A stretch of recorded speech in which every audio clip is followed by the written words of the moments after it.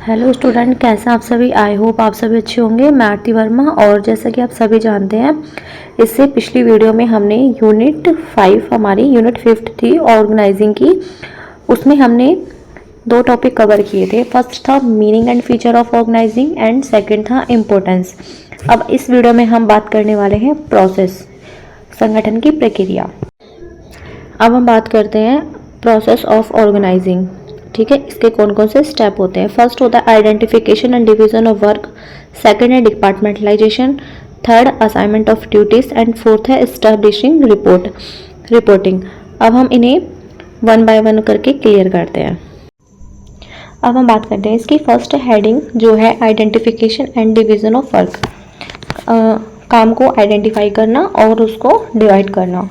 The first step of organising is the identification and division of work. इसका सबसे पहला काम क्या होता है, काम को आइडेंटिफाई करना और उसको डिफरेंट डिफरेंट एक्टिविटीज़ में डिवाइड करना। At this step the total work is divided into various activities.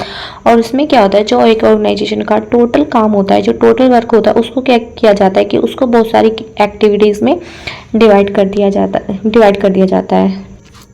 For example, एक मोबाइल बनाने वाली कंपनी है, ठीक है, तो उसमें सबसे पहले ये आइडेंटिफाई किया जाता है कि एक मोबाइल बनाने के लिए किस किस चीज़ों की ज़रूरत होगी, क्योंकि इसमें बहुत सारी एक्टिविटीज़ की जाती हैं। जस्ट लाइक रॉ मटेरियल को परचेज करना, मैन्युफैक्चर पार्ट्स को परचेज करना, है ना, रिसर्च करना, और जो हमारी जो गुड्स होती हैं उनका स्टॉक रखना, कितना रखना है कितना नहीं रखना है, सेल्स का ध्यान रखना और फाइनेंशियल अरेंजमेंट करना, इन सारी चीज़ों को आइडेंटिफाई किया जाता है।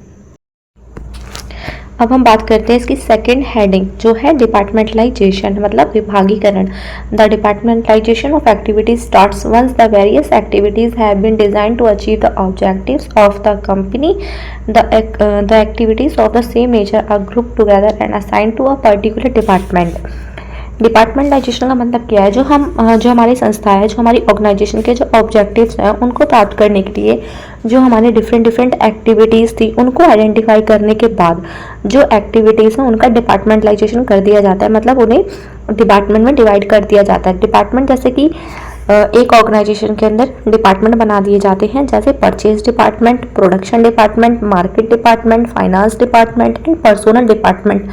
और जो डिपार्टमेंट जिस एक्टिविटी से रिलेटेड होता है उसको वो काम दिया जाता है। जैसे कि परचेज डिपार्टमेंट का काम है रॉ मटेरियल को परचेज करना और मैन्युफैक्चर पार्ट्स को परचेज करना, तो ये दो एक्टिविटी आती है परचेज डिपार्टमेंट के अंडर में, ठीक है। तो उसको इन दो एक्टिविटीज़ को दे दिया जाता है। एंड फिर प्रोडक्शन डिपार्टमेंट, प्रोडक्शन में इसमें क्या आता है, प्रोडक्शन करना और स्टॉक ऑफ मटेरियल और या फिर रिसर्च, तो ये काम किसका होता है, प्रोडक्शन डिपार्टमेंट का। तो डिपार्टमेंटलाइजेशन में जो डिपार्टमेंट जिस एक्टिविटी से रिलेटेड होता है उसको वो काम दे दिया जाता है।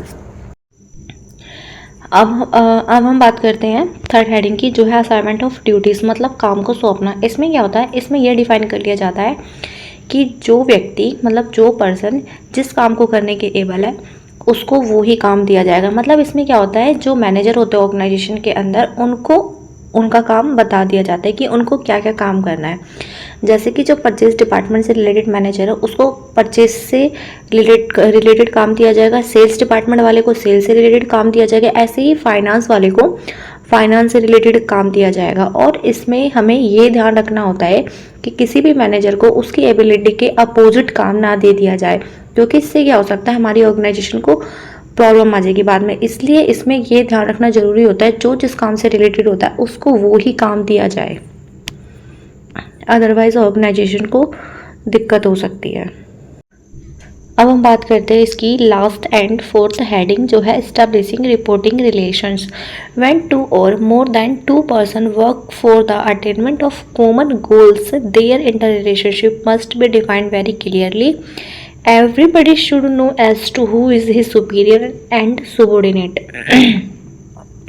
इसमें क्या होता है, जब दो या फिर उससे अधिक कोई भी पर्सन, ठीक है, जो हमारी ऑर्गेनाइजेशन होती है उसमें क्या करते हैं ये लोग, एक सेम पर्पस, इनका जो पर्पस होता है वो सेम ही होता है, ऑर्गेनाइजेशन के ऑब्जेक्टिव्स को अचीव करना।